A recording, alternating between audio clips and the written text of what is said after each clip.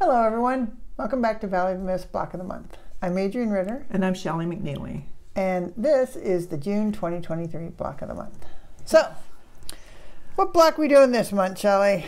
We're doing an off-center. Okay. Log cabin. Log cabin. Yep, I'm sorry. Log cabin all year. Yeah.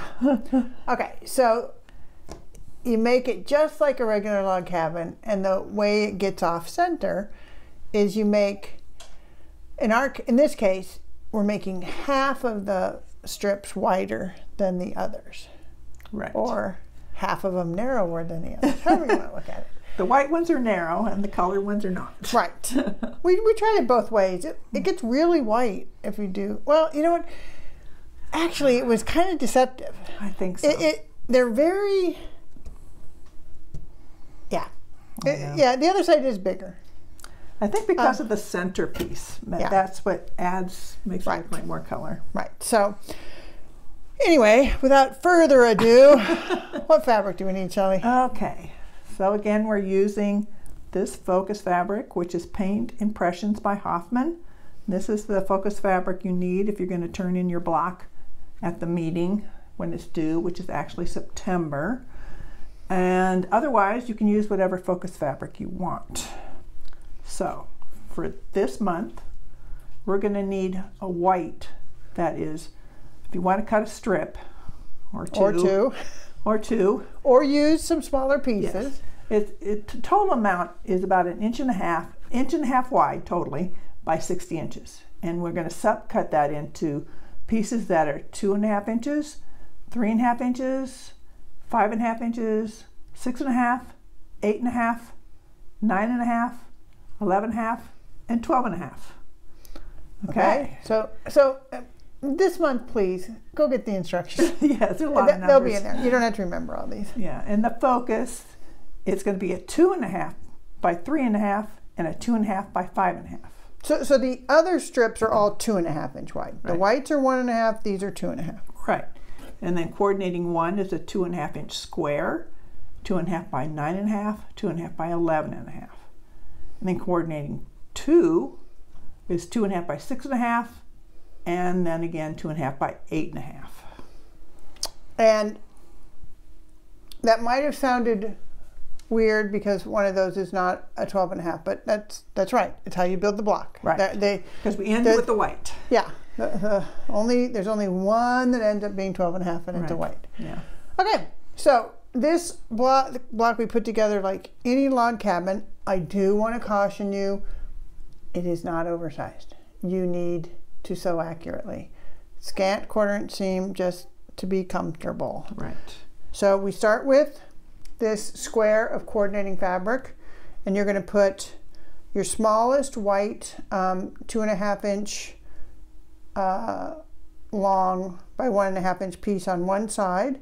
And to be honest, it doesn't matter whether you go clockwise or counterclockwise. Just go the same way. Just once you pick away, keep going. Because if you turn the block, it'll look the same. So you're going to put that on, press out. We pressed out, didn't we? Yes. Yes. It's like looking at my underwear. You know what? On my first ones. Okay. And then I pressed some open. Yes, you did. Well, I would say do what feels right. Yeah, that takes care of it.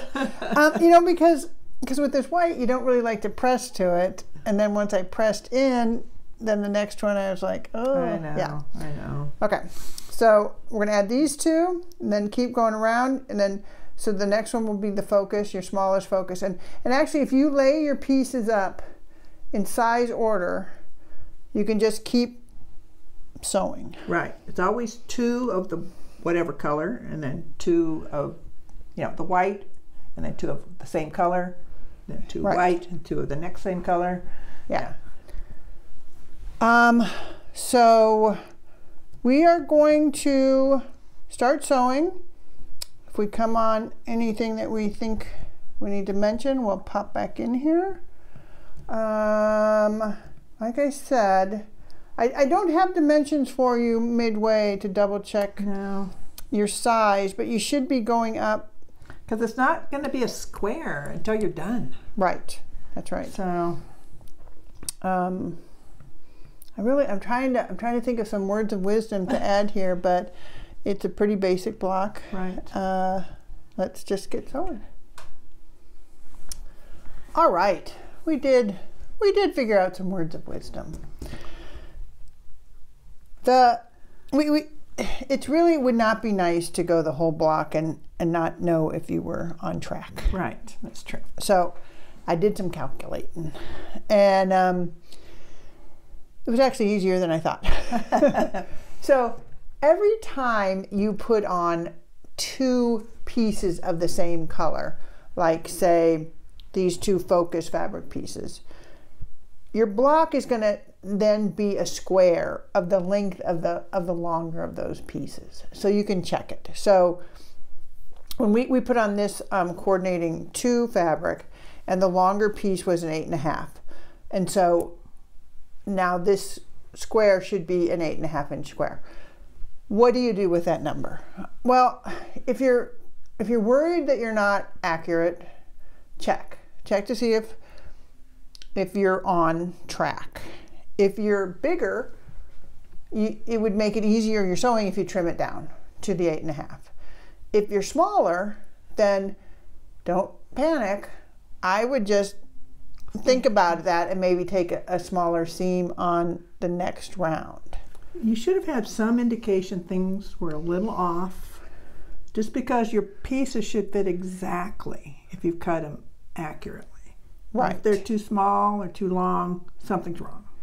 Now, if you're like me, who I thought I cut them accurately, then sat down and the very first piece was 1/8 of an inch too long, I'm like, oh, I'm not gonna get up and cut that. I just let it hang off and then I sewed. But Right. but really, it's better to keep it accurate. Yeah, when I got to this one, when I sewed this last piece on, this piece was. I sewed it from here this way. This piece was sticky out. Well, I trimmed it off, so it's even. I measured it. It was a little bit too big. I wasn't. Which meant that seam was probably a little small. Right. So I got it on track. Right. And these inner parts won't touch anything, so it's very easy to make these corrections on the inside. I mean, you could wait till the end and trim off extras, but if you wait till the end to fix one that's too little, you might be in trouble. Yeah. Okay, so we're going to continue on finishing our block. It's going pretty good. Yeah. I had a little bit to trim, but mine was mainly because I didn't cut my pieces the right size. So, okay. We're done. We're done with it. You know what? And I'm really glad we talked about those sizings in between. I checked mine. I did trim a tiny bit on one, and then coming into that last white round, I made my seam a little smaller because I was a little bit worried. But it's okay. Yeah, it turned out fine. Yeah. Actually, I trimmed, I had a little bit extra on my coordinating fabric that it just, I think I wasn't. Just a fraction, so you never know, right? Yeah. Okay. That's good. You know, it's like we were talking about yesterday. I kept having trouble with I don't have in my straight stitch needle plate. I have in a regular needle plate right now. And it kept eating my fabric at the end. Yeah. And I said, Shelley, I don't know what it is. I'm just changing my needle. Maybe it's not sharp enough. And that helped a lot.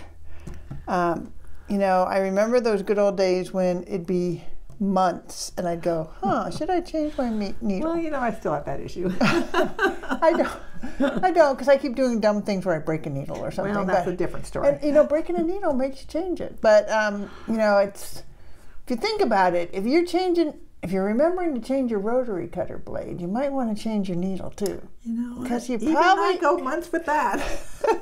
Because your needle is every stitch. I know it. I know. You know, even when you unstitch it and restitch it, Yeah, you don't uncut and recut. You know. Yeah, so maybe I need a stitch counter on my machine, but I don't have that. Oh, you don't?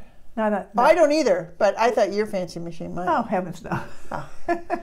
Anyway, yeah. If you're having trouble with your stitching, number one, think about the last time you took it in for service. Yeah. Because as my machine guy said, I sure wish you'd bring it in more often. Just because the timing gets a little out of whack. Yeah. And that does mess with your stitching. And at least clean out your bobbin area. Oh yeah, clean out your bobbin area religiously. Yeah.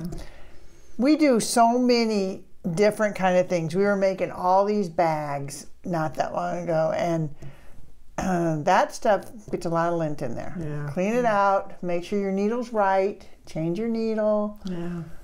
change your rotary blade. All right. Okay. Enough philosophizing or whatever you want to call it. I know, you guys hear it all the time, but you know, it's because we don't do it. So if I have to ask you, when was the last time you changed your needle and you don't know, or when you changed your rotary blade, it's probably time. All right. So have fun. Make this block. This is due in September. Yep. Due in September. And we'll see you back here next month.